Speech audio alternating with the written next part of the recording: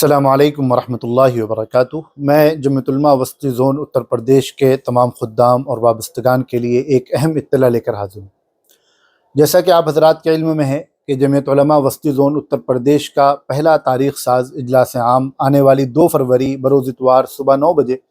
قصبہ محمدی ضلع لکھیم پور میں منعقد ہو رہا تھا۔ اجلاس کی تمام تر تیاریاں مکمل ہو چکی ہیں۔ پورے زون کے 28 اضلاع میں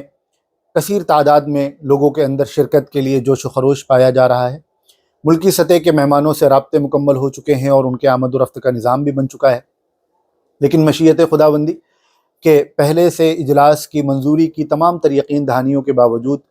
آج اجلاس سے 3-4 دن پہلے ضلعی انتظامیہ کی طرف سے یہ بات کہی گئی کہ ہماری انٹیلیجنس کی رپورٹ کے مطابق آپ کے اجلاس عام میں بڑی تعداد میں لوگ آ رہے ہیں اور ان کو سنبھالنے کے لیے، ان کو سیکورٹی دینے کے لیے ہمارے پاس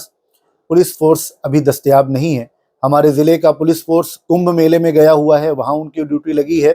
آپ اپنی اجلاس کی تاریخ اتنا آگے بڑھا لیں کہ میلہ مکمل ہو جائے اور فورس واپس آ جائے، پھر آپ جو تاریخ رکھیں گے اس میں ہمارا ہر ممکن تعاون آپ کے ساتھ رہے گا۔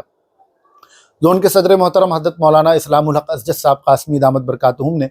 انتظامیہ کے اعلیٰ افسران سے رابطہ شروع کیا، حتیٰ کہ لکھنؤ میں ریاستی سطح کے افسران سے بھی بات چیت کی گئی۔ ان حضرات نے یہی کہا کہ آپ سب ہمارے لیے قابل احترام ہیں، لیکن چونکہ ہمارا پولیس فورس کنبھ میلے میں لگا ہوا ہے، لہذا ہماری یہ مجبوری ہے، آپ ہماری اس مجبوری کا خیال کرتے ہوئے اپنی تاریخ آگے بڑھا لیں، پھر جب آپ کوئی بھی تاریخ رکھیں گے اس میں ہمارا ہر ممکن تعاون آپ کے ساتھ ہوگا۔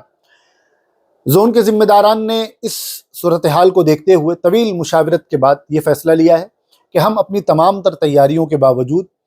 اجلاس عام کی تاریخ کو آگے بڑھاتے ہوئے 2 فروری اتوار کے بجائے اب عید الفطر کے بعد 10 اپریل جمعرات کو قصبہ محمدی ضلع لکھیم پور کھیری میں اسی مقام پر اپنے اجلاس کو منعقد کریں گے۔ اس اجلاس کے لیے ہمارے قومی صدر محترم قائد جمعیت حضرت مولانا سید محمود مدنی دامت برکاتہم سے بھی وقت فائنل کرا لیا گیا ہے۔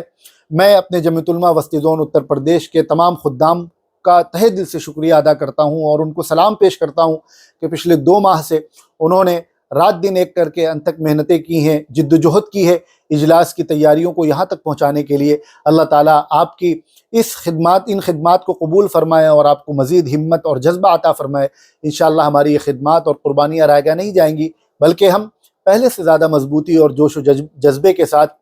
ہمت و استقامت کے ساتھ اور پہلے سے زیادہ